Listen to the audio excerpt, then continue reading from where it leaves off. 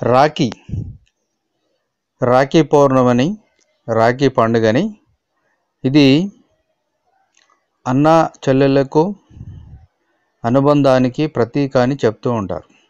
అయితే వేదకాలంలో దీనికంటూ ఒక ప్రత్యేకత ఉంది. ఇప్పుడు అన్నా చెల్లెళ్ళు పండుగగా దీన్ని జరుపుకుంటున్నారు. కానీ వేదకాలంలో భార్యాభర్తల బంధానికి ప్రతీకగా ఉండేది.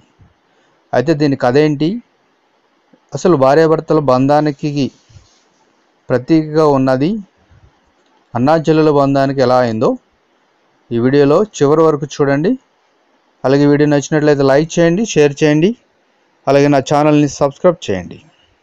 ఇక కథలోకి వెళితే, రాజపుత్ర వనిత చిత్తోర్గఢ్ రాణి కర్ణావతి అప్పటి ఢిల్లీ చక్రవర్తి హుమాయూన్కు రాఖీని పంపి గుజరాత్ పాలకుడు బహదూర్ షా దండయాత్రల నుంచి తమ రాజ్యాన్ని రక్షించవలసిందిగా కోరారని, అప్పటి నుంచే రక్షాబంధన్ ప్రారంభమైందని అంటారు. అయితే ఈ సంప్రదాయం కొన్ని వేల ఏళ్ల కిందటే ఉన్నట్లు హిందూ పురాణాల్లో పేర్కొన్నారు. ముఖ్యంగా వేదకాలంలో దీనికి విశేష ప్రాచుర్యం లభించింది. వేదకాలంలో ఈ పండుగను కేవలం సోదరి సోదరుల బంధంగానే కాదు, భార్యాభర్తలకు సంబంధించింది కూడా అని పేర్కొన్నారు. దీనికి సంబంధించి పురాణంలో ఒక కథ కూడా ఉంది.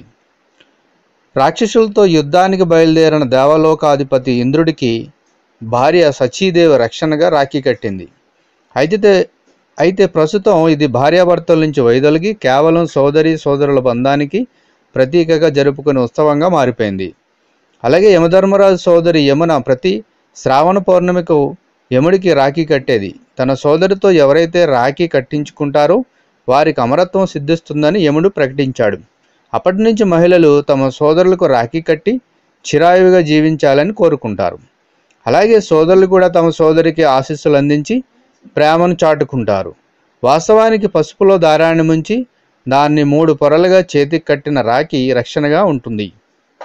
రాణి కర్ణావతి హుమాయూన్కు రాఖీ పంపిన రోజు శ్రావణ పూర్ణిమ కావడంతో మేవార్లో రక్షాబంధన్ తొలిసారిగా ప్రారంభమై తర్వాత రాజస్థాన్ అంతటా వ్యాపించింది.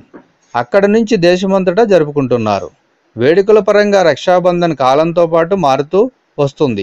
రాఖీని సోదరి తన సోదరుడు కుడి చేతికి కట్టాలి. రాఖీలో దారం బంధానికి చిహ్నం. అలాగే మంచి చెడులు వైఫల్యాల నుంచి సోదరుని ఇది కాపాడుతుంది.